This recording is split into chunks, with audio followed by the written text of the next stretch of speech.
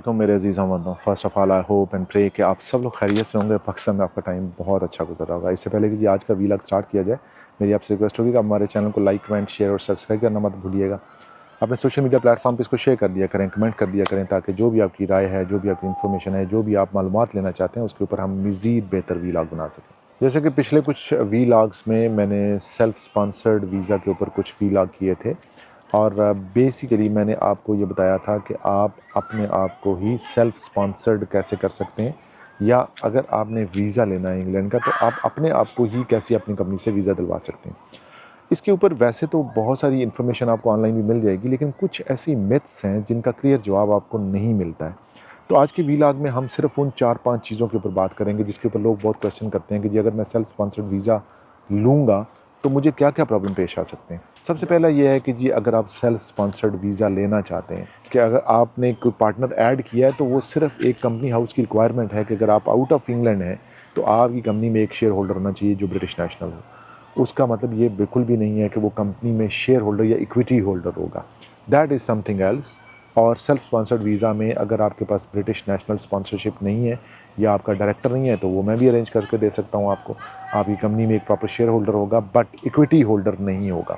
Second जो main question है कि जी कितनी पुरानी कंपनी होनी चाहिए आपको सेल्फ स्पॉन्सर्ड करने के लिए, तो मैं आपको बताता चलूँ कि मिनिमम आपकी कंपनी की एज अगर 3 मंथ हो तो आप अपने आप को सेल्फ स्पॉन्सर्ड में होम ऑफिस में रजिस्टर करवा सकते हैं। इसमें कोई ऐसी रिक्वायरमेंट नहीं है कि जी 1 साल की कंपनी होनी चाहिए, 2 साल की कंपनी होनी चाहिए, जितनी पुरानी कंपनी होनी चाहिए, nothing like that. Minimum 3 months की अगर एज है आपकी कंपनी के और आप उसके ऊपर प्रॉपर बिजनेस कर रहे हैं, आप रेवेन्यू जनरेट कर रहे हैं, आपकी जो सर्कुलेशन है वो हो रही है, तो आप अपनी कंपनी को सेल्फ स्पॉन्सर्ड वीज़ा के लिए होम ऑफिस के अंदर रजिस्टर करवा सकते हैं।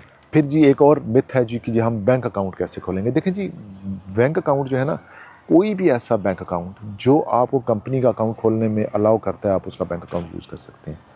मोन्ज़ो, वाइस, बहुत अच्छे 2-3 बैंक्स और भी हैं जो कि ईज़िली आपको कंपनी का अकाउंट खोलने देते हैं। अगर आप सेल्फ स्पॉन्सर्ड वीज़ा में ई-कॉमर्स के प्लेटफॉर्म के ऊपर काम कर रहे हैं और आप ये चाहते हैं कि आप ई-कॉमर्स के प्लेटफॉर्म के ऊपर कुछ स्टोर बना के, वेबसाइट बना के, कुछ ऐसी चीज़ें करके आप अपने स्टोर को ग्रो करके अपनी कंपनी को होम ऑफिस में रजिस्टर करा के सेल्फ स्पॉन्सर्ड वीज़ा ले लें, तो आपके पास बैंक अकाउंट का होना नॉट अ बिग डील, आसानी से ईज़ी से खुल जाता है।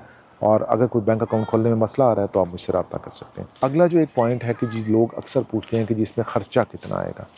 देखिए, मैं आपको जनरली बताऊं कि जो भी लोग इंग्लैंड से वीज़ा लेके आते हैं ना, तो कमोबेश वो 1 करोड़ के लगभग खर्च करके आते हैं। अगर इससे ज़्यादा नहीं होगा तो कम भी नहीं होगा। 70-80 लाख रुपया नॉर्मल लगता है ताकि एक बंदा वीज़ा लेके आए। ज़रा आपकी फैमिली होगी तो 10-20 लाख उनका भी खर्च होगा, फिर होम ऑफिस की फ़ीसें, इमिग्रेशन की फ़ीसें, ये सारा का करा के कमोबेश आप 1 करोड़ रुपया खर्च करते हैं। और अगर यही 1 करोड़ आप अपने बिज़नेस पे इन्वेस्ट कर दें, आप अपने अकाउंट पे बना के या उस ई-कॉमर्स के प्लेटफॉर्म पे खर्च कर दें, तो इतनी आसानी से आप अपना वीज़ा ले सकते हैं। एक और बहुत बड़ी जो अगली मिथ है कि जी सेल्फ स्पॉन्सर्ड वीज़ा के ऊपर अगर आप ई-कॉमर्स का स्टोर बनाते हैं तो उसके ऊपर जी आपके पैसे बहुत ज़्यादा लगेंगे। देखिए, कोई भी वीज़ा आप लेके आएंगे ना पाकिस्तान से या इंडिया से या बरसगीर से, तो पैसे तो आपके लगने ही लगने हैं। ये तो आप भूल जाएं कि आप विदाउट इन्वेस्टिंग एनीथिंग आप वीज़ा मिल जाएगा आपको।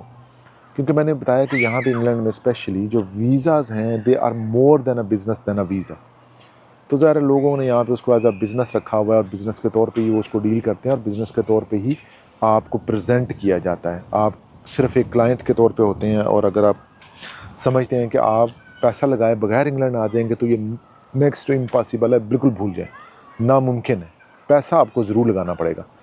तो ये 3-4 पॉइंट थे जो लोग पूछते हैं और इसके बारे में क्यूरीज़ करते हैं, क्वेश्चन करते हैं। लेकिन अगर फिर भी आपको कोई ऐसा क्वेश्चन है, आपको समझ नहीं आ रहा, जो क्यूरी है, को पता नहीं चल रहा, मेरे व्हाट्सअप नंबर पर मुझसे रब्ता करें, तो इंशाल्लाह आपकी जो क्यूरीज़ हैं, जो क्वेश्चंस हैं, उनको आंसर करूँगा मैं और आपको हेल्प आउट करूँगा।